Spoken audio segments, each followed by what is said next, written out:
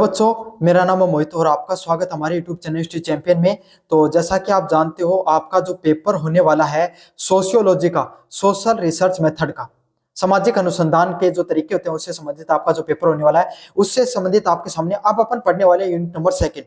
Unit number 4 है, जो unit number 1 है वो ऑलरेडी पढ़ चुके हैं। उसका अगर वो अभी तक नहीं देखे तो आप प्लेलिस्ट का लिंक दे रखा है डिस्क्रिप्शन में, वहां से जाकर जरूर से देख लेना। ये वाली पीडीएफ जो मैं आपको पढ़ा रहा हूँ, आपके हमारे टेलीग्राम चैनल पे मिल जाएगी। टेलीग्राम चैनल का भी लिंक डिस्क्रिप्शन में है, जरूर से ज्वाइन कर लेना। तो जो आपके सामने यूनिट नंबर 2 है, जिसमें वैज्ञानिक अन्वेषण की प्रक्रिया व अनुसंधान के जो आपके सामने रूपरेखा होती है, उसके बारे में अपन विस्तार से पढ़ने वाले हैं। काफी ज्यादा महत्वपूर्ण इसमें जो प्रश्न होंगे यूनिट नंबर 2 में, वो अपन विस्तार से पढ़ेंगे। तो आपको क्या करना है, बस इस चैनल को सब्सक्राइब कर देना, ऐसे वीडियो देखने के लिए वीडियो को लाइक कर देना और अपने दोस्तों को जरूर से शेयर कर देना। साथ के साथ फ्लिपकार्ट या मंत्रा पे कोई भी चीज खरीदना चाहते हो तो यहाँ पे जो व्यू प्रोडक्ट वाला ऑप्शन है और आपके सामने जो शॉप वाला ऑप्शन है, इस पे क्लिक करके आप क्या कर सकते हो, चीजों को खरीद सकते हो। यहाँ पे क्लिक करोगे तो आपके सामने कोई प्रोडक्ट भी अगर खरीदना चाहो ना, तो वहां पर क्लिक करके खरीदना, सबसे ज्यादा डिस्काउंट वो आपको देखने को मिल जाएगा। चलो शुरू करते हैं इसका पहला प्रश्न। सामाजिक अनुसंधान की डिजाइन के प्रकारों और उसके विवेचना कीजिए। मतलब अनुसंधान करने की जो डिजाइन होती है, उसके प्रकार कैसे होते हैं, उसकी विवेचना करनी आपको उसके बारे में आपको विस्तार से बताना है। अनुसंधान डिजाइन एक विस्तृत योजना है। मतलब जो अनुसंधान, जो रिसर्च को डिजाइन करने की, वो एक पूरी की पूरी विस्तृत रूप से योजना होती है, जो ये बताती है कि अनुसंधान अध्ययन कैसे आयोजित किया जाता है। मतलब इस चीज से हमें क्या पता चलता है कि अनुसंधानों का, जो आप रिसर्च करते हो, उसका अध्ययन कैसे आयोजित किया जाता है, किस प्रकार से उसको पूर्ण रूप से अंजाम दिया जाता है, किस प्रकार से उसको जो अनुसंधान का जो अध्ययन है उसको किया जाता है। मतलब अनुसंधान डिजाइन क्या होता है, आपके सामने किस किस प्रकार के प्रश्न पूछे जाएंगे, कैसे कैसे उत्तर आएंगे, कैसे कैसे उन प्रश्नों का आपको काउंटर क्वेश्चन करना है, हर चीज को अगर ध्यान में रखा जाता है, उसी को क्या बोला जाता है, अनुसंधान डिजाइन के नाम से जाना जाता है। जैसे अब आपका जो पेपर हो रहा है, उसमें आपका पेपर यूनिवर्सिटी क्या करती है, सबसे पहले आपके साथ एग्जाम फॉर्म भराती है, फिर आपके सामने फिर टाइम टेबल डालती है, फिर आपके एडमिट कार्ड जारी होते हैं, फिर आपका जो पेपर होता है, कौन से सब्जेक्ट का पेपर होगा, किस किस दिन होगा, है ना, उसका पेपर डिजाइन करने के लिए भेजे जाते हैं, पेपर किस प्रकार से डिजाइन करना है, कॉपी करना, सारी चीजें करती है ना। तो इसी को क्या कहा जाता है, परीक्षा कार्यक्रम के नाम से जाना जाता है। और उसी तरीके से जो रिसर्च की जाती है, उसको अनुसंधान डिजाइन के नाम से जाना जाता है। इसमें हमें यह पता चलता है कि जो अनुसंधान का जो अध्ययन है वो कैसे आयोजित किया जाता है। मतलब जो अनुसंधान के अध्ययन करोगे वो कैसे किया जाता है।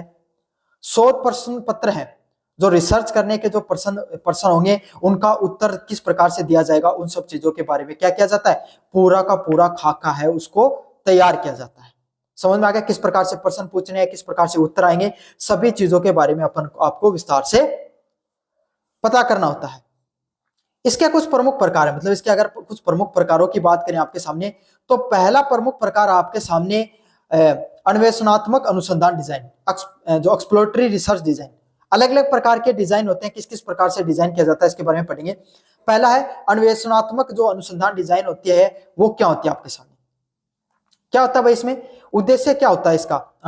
जो अन्वेषणात्मक जो अनुसंधान डिजाइन होता है इसका, जब समस्या या विषय के बारे में बहुत कम जानकारी हो, मतलब कोई भी जब जो प्रॉब्लम आ रही है आपके सामने और आपके सामने कोई विषय है, उसके बारे में बहुत कम जानकारी हो। मतलब आप क्या कर रहे हो, आप जनगणना जा रहे हो और कोई नई जनजाति है, कोई जनजाति के बारे में जानना जा रहे हो, तो वहां पर आपको पता ही नहीं है कि भाई वो क्या करते हैं, कैसा होता है, उसके बारे में पहले रिसर्च ही नहीं हुई है। समझ में आ गया। तो इस प्रकार से जो कोई समस्या है, कोई प्रॉब्लम है जो नई आई है इस समय, या फिर ऐसे समझ लो कोरोना के बाद में लोगों के जीवन में क्या बदलाव आया। अब पहले थोड़ी रिसर्च हो चुकी थी, क्यों, पहले तो कोरोना आया नहीं था, अब आया आपके सामने। तो इस प्रकार का समस्या है जिसमें आपके बारे में लोगों को पहले कोई भी जानकारी नहीं है। तब क्या किया जाता है, तब इस प्रकार का जो अनुसंधान हो किया जाता है। तब इसका उपयोग अवधारणाओं को स्पष्ट करना, समस्याओं को पहचानना व परिकल्पनाओं को विकसित करने के लिए किया जाता है। तब क्या किया जाता है आपके सामने, इस जो अनुसंधान का प्रयोग किया जाता है, जिसमें क्या क्या आपके सामने जो अवधारणाएं पैदा हो रही है इसके बारे में पता चलने, स्पष्ट करने के लिए, समस्याओं की पहचान करने के लिए, कौन सी आपके सामने जो समस्याएं आ रही हैं इसकी पहचान करने के लिए, और जो अलग अलग प्रकार की जो परिकल्पनाएं होती हैं उसके बारे में विकसित करने के लिए आपके सामने क्या किया जाता है, इन सब समस्याओं को ध्यान में रखा जाता है।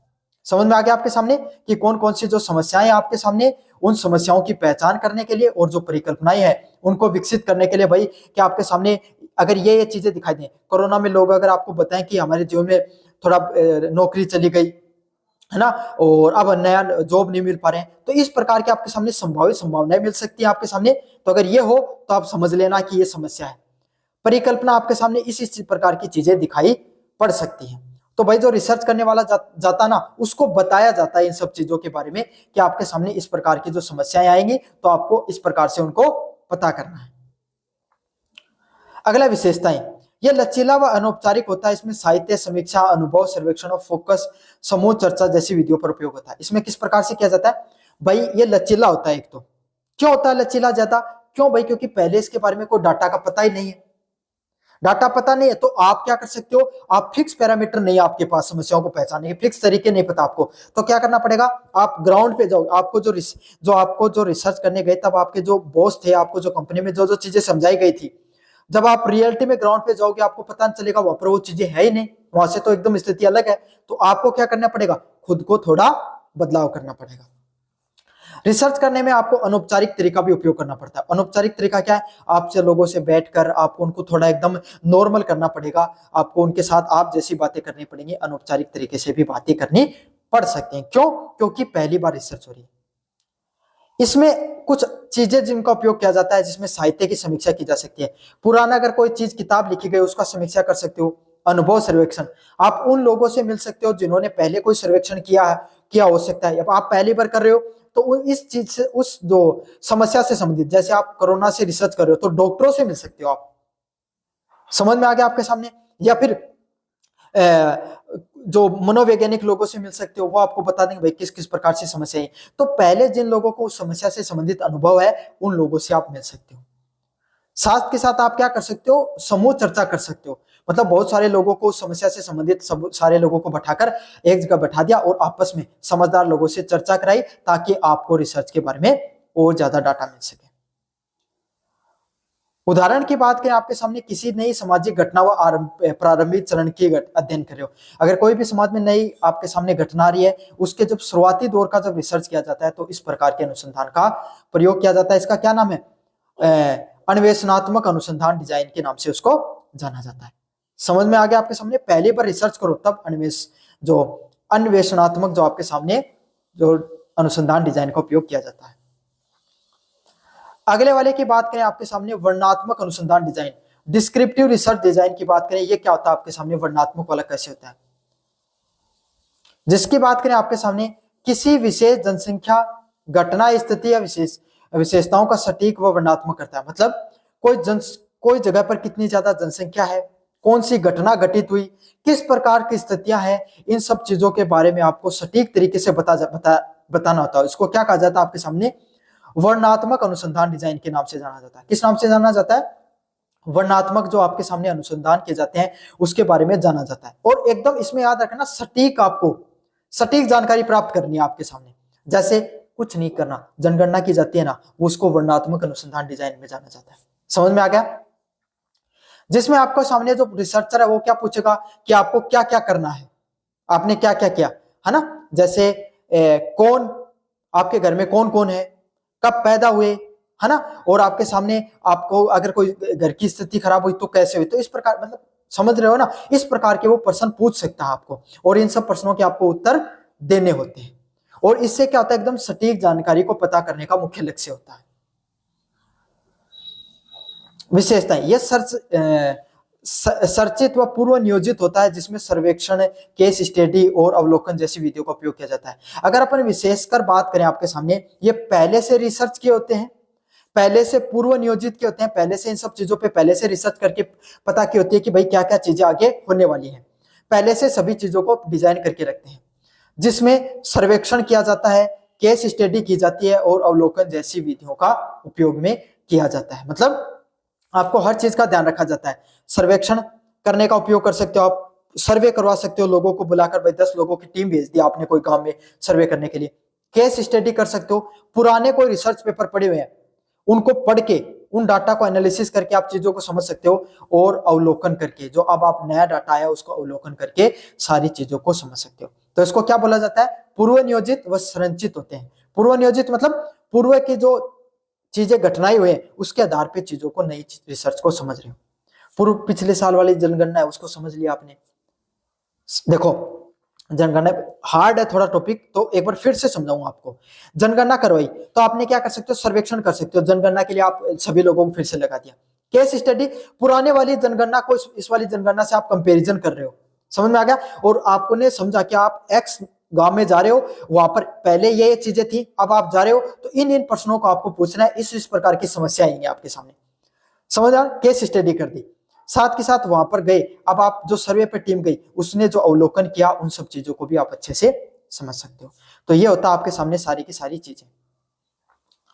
उदाहरणों की बात करें, एक क्षेत्र में बेरोजगारी दर का वर्णन व किसी समुदाय की जनसंख्या आपके सामने प्रोफाइल। तो इस प्रकार में जो कोई बेरोजगारी के बारे में पता कर रहे हो या किसी समुदाय कितनी जनसंख्या में रह रही है उसके बारे में पता कर रहे हो, तो इन सब चीजों को आपको क्या कहा जाता है, आपके सामने जो अनुसंधान किया जाता है उसको वर्णनात्मक अनुसंधान के नाम से जाना जाता है। अगले वाले पॉइंट की बात करें आपके सामने, व्याख्यात्मक व प्रयोगात्मक जो अनुसंधान डिजाइन के बारे में, आप जो एक्सप्लेनेटरी व एक्सपेरिमेंटल जो रिसर्च डिजाइन के बारे में आपको समझते हैं कि भाई ये कौन सा होता है। ये तीन ही टाइप के होते हैं, तीसरा टाइप अपन पढ़ रहे हैं। हार्ड है लेकिन फिर भी आपके सामने आपके आसपास के उदाहरण देकर अच्छे से समझाने का प्रयास कर रहा हूं। पहला क्या उद्देश्य होता है, ये चर वेरिएबल के कारण और प्रभावों के बारे में पता चलता है, संबंधों को स्थापित करता है। मतलब चर मतलब वेरिएबल और उसके बीच में, मतलब समाज में ऐसी घटनाएं जो बार बार बदलती रहती है, जैसे बेरोजगारी दर, समय के साथ महंगाई दर, ये क्या होती है, समय के साथ बदलती रहती है ना, बदलती रहती है ना आपके सामने। तो इन सब चीजों के बारे में जब आप रिसर्च कर रहे हो तो क्या रिसर्च करोगे कि भाई वो महंगाई क्यों बढ़ी, बेरोजगारी दर क्यों बढ़ी घटी। तो उन सब चीजों के कारण और प्रभावों को जब जानते हो, कोई भी चर विषयों के बारे में, उन सब को क्या कहा जाता है आपके सामने, इस प्रकार का जो अनुसंधान किया जाता है उसको क्या कहा जाता है, व्याख्यात्मक अनुसंधान के नाम से जाना जाता है। और इसमें मुख्यतः किस प्रकार के प्रश्न जाने जाते हैं कि ये चीज हुई तो क्यों हुई, क्यों वाला प्रश्न इसमें मुख्यतः पूछा जाता है। इस अनुसंधान की विशेषताओं की बात करें, एक या एक से अधिक स्वतंत्र चर इंडिपेंडेंट वेरिएबल में हेरफेर किया जाता है। मतलब एक से अधिक जो चीजें उनको बार बार पूछा जाता है कि भाई पहले वाली चीजें महंगाई इतनी थी, पहले सब्जी कितनी मिलती थी, अब इतने की मिल रही है, घर का जो घरेलू सामान उसमें इतनी बढ़ोतरी देखने को मिल रही है, इन सब चीजों को समझा जाता है। साथ के साथ आश्रित चीजों को भी नापा जाता है। मतलब महंगाई बढ़ी तो लोगों के घर का जो बजट है वो गड़बड़ा गया, समझ में आ गया। तो महंगाई का बढ़ना और लोगों के घर की स्थिति का बिगड़ना दोनों क्या एक दूसरे पर इंटरडिपेंडेंट है ना आपके सामने। किसी के घर में आपके सामने क्या हो गई, बीमारी आ गई, बीमार हो गया कोई घर में व्यक्ति, तो उसकी आर्थिक स्थिति खराब होगी। तो आर्थिक स्थिति का और बीमारी से लेना देना है, तो इसको क्या बोला जाता है आपके सामने, आश्रित चर के नाम से जाना जाता है। तो इन सब चीजों को आप समझते हो, इन सब चीजों के प्रभावों को मापा जाता है ताकि क्या है, जो अन्य चर है उनको नियंत्रित किया जा सके, अन्य जो आपके सामने जो डाटा उसको अच्छे से कैलकुलेट किया जा सके। उदाहरण की बात करें, किसी नई शिक्षण पद्धति के छात्रों के प्रदर्शन पर प्रभाव, मतलब को जो नई शिक्षण विधि लागू की जा रही है उसमें छात्रों पर क्या प्रभाव पड़ रहा है, क्या उससे उनका जीवन में, मतलब उनका जो अध्ययन स्तर है वो अच्छा हो रहा है या बुरा हो रहा है, उसके बारे में पता कर रहे हो। डिजाइन शोधकर्ता अपने उद्देश्यों के अनुरूप प्रभावी और विश्वसनीय तरीके से शोध में मदद देते हैं। साथ के साथ भाई इसमें क्या होते हैं, अनुभवी लोगों को भेजा जाता है, वो अपने हिसाब से सारी चीजों को समझते हैं, उनको किस प्रकार से डाटा का उपयोग करना है या फिर किस प्रकार से उपयोग नहीं करना आपके सामने। तो ये था आपके सामने जो आपका प्रश्न, अनुसंधान डिजाइन के प्रकारों की विवेचना कीजिए। विस्तार से पढ़ा, आपको कैसा लगा जरूर से बताना, चैनल को जरूर से सब्सक्राइब कर देना। साथ के साथ इसमें प्रश्न ऐसे भी पूछा जा सकता है कि अन्वेषणात्मक जो अनुसंधान डिजाइन क्या होता है आपके सामने, वर्णनात्मक अनुसंधान डिजाइन क्या होता है और व्याख्यात्मक प्रयोगात्मक अनुसंधान डिजाइन क्या होता है, प्रश्न इनमें से भी पूछा जा सकता है आपके सामने। तो मैंने तीनों को आपको अच्छे से रिवाइज करवा दिया है, मुझे उम्मीद आपको अच्छे से समझ में आ गई होंगी चीजें।